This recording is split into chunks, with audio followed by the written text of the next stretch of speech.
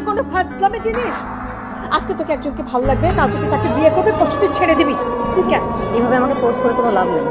আমি এই সংসার করবো না, আমি ওখানে ফেরত যাব না। ঠিক আছে, আর ভাবে বলছি, আদর করে বলছি, শুধরে যাও, যাবে সাথে শ্বশুর বাড়ি চলে ফিরবো না, ওখানে আমি এই সংসার করবো না।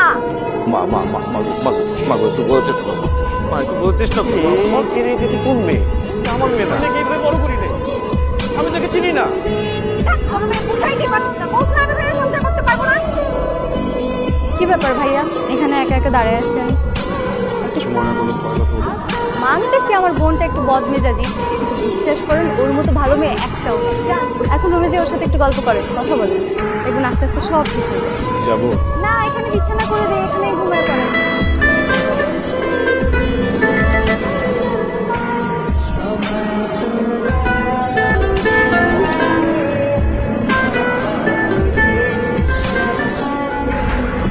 কি আশ্চর্য, এখানে কি করছেন আপনি?